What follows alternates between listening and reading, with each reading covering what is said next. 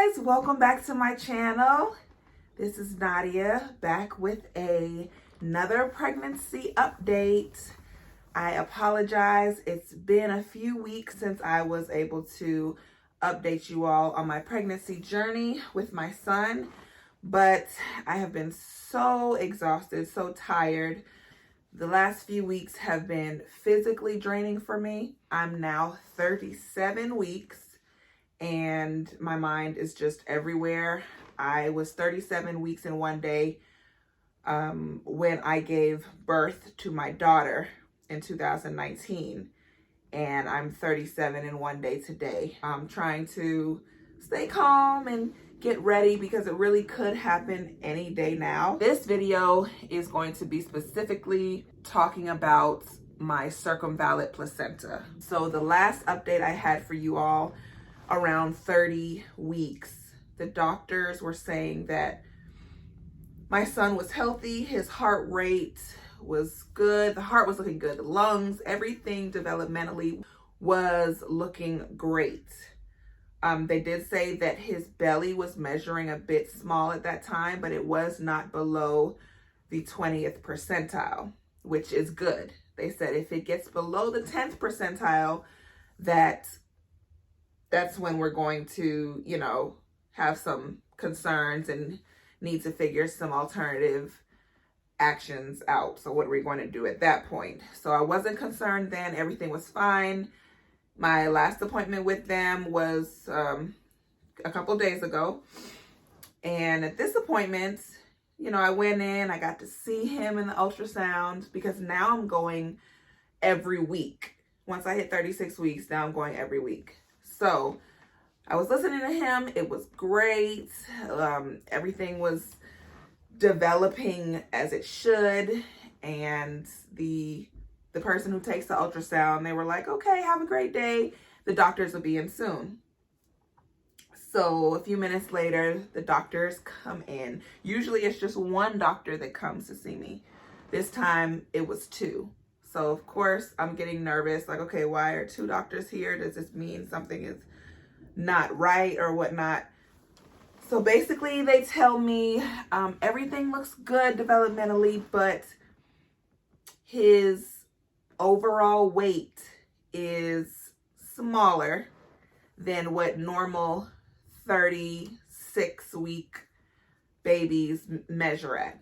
So normally they're around 6.5 pounds and my baby was measuring at 5.6 pounds.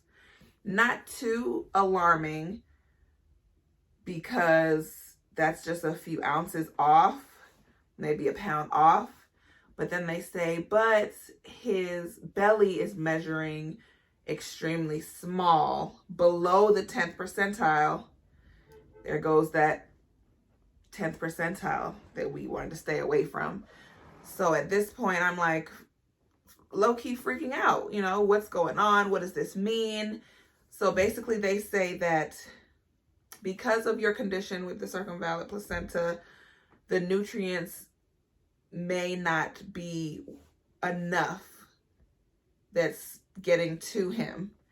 And we don't recommend that you go beyond 39 weeks in this pregnancy, because after that point, your placenta will no longer serve him as it should. To quote the doctor, she said, it's like taking one lung away and expecting you to run a marathon. So at this point, I started to get, emotional just as a mother, because you want your baby to be healthy. You don't want to hear that anything could potentially be wrong, or that, anything with them that's keeping them alive and giving them nutrients may not be working as it should. So they assured me that right now he is fine. We just, this is why we're here. We have to monitor these things. So you're 36. I was 36 weeks and 5 days at that point. So they said, we're going to recommend that you be induced by 39 weeks if you don't go into labor naturally.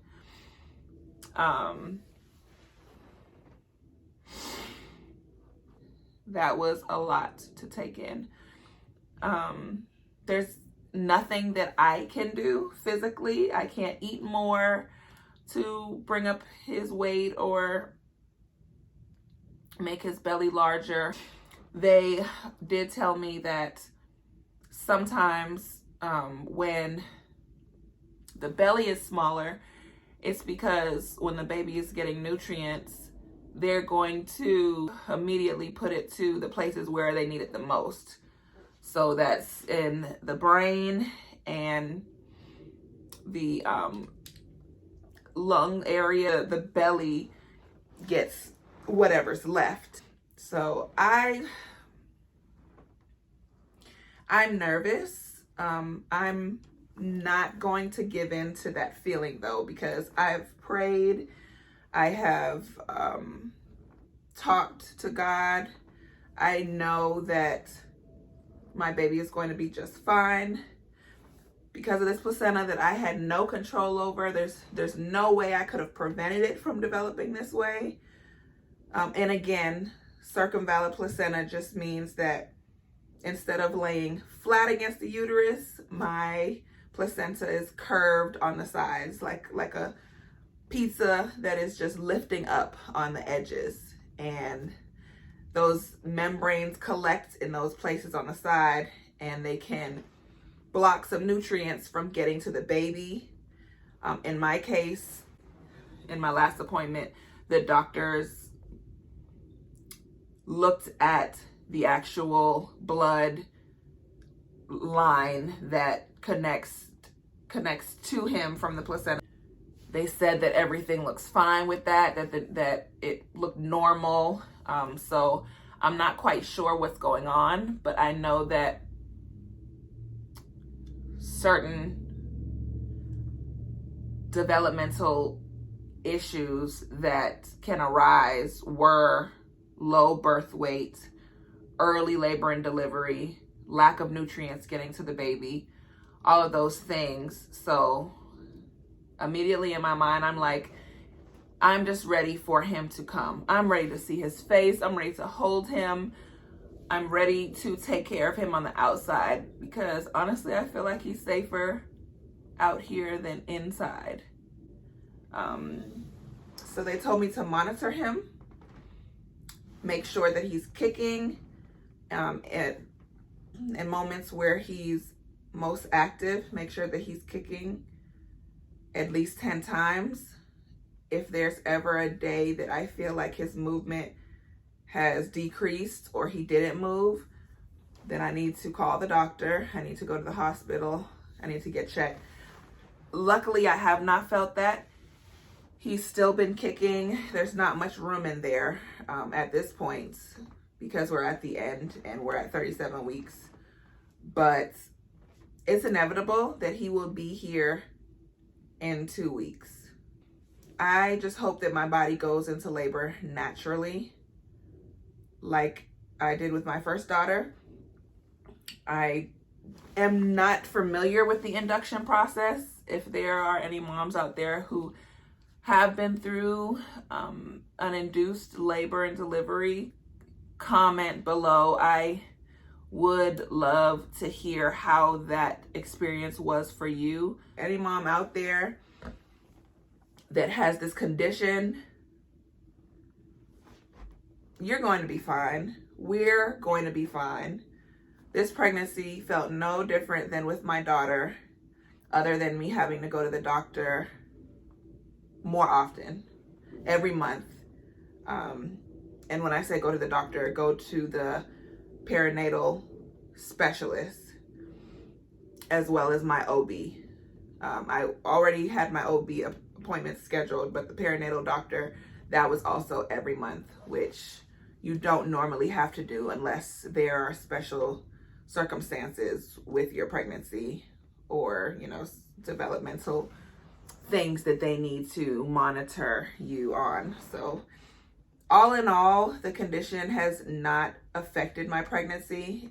I haven't had to change anything as far as the way that I live my day-to-day life with this pregnancy. I've been able to be normal, be active, and the baby has been fine. He will continue to be fine.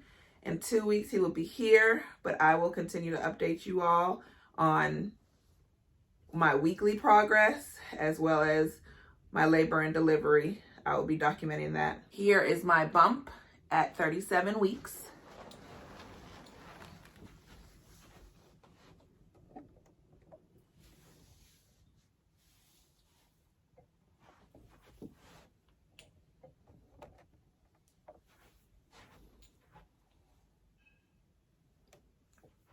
We'll see how much he weighs when he comes out. Yeah, I'm just getting my mind ready, guys. Please don't forget to like, comment, and subscribe. You guys have been helping me to get through this pregnancy during a pandemic, and I appreciate it so much. I appreciate your comments and your words of encouragement and your support. The fact that I'm not going through this alone and there are other women who have the same condition during their pregnancy is reassuring that we could be a support system for each other. So I'll keep y'all updated until the next video. Y'all be great, and I'll see you soon.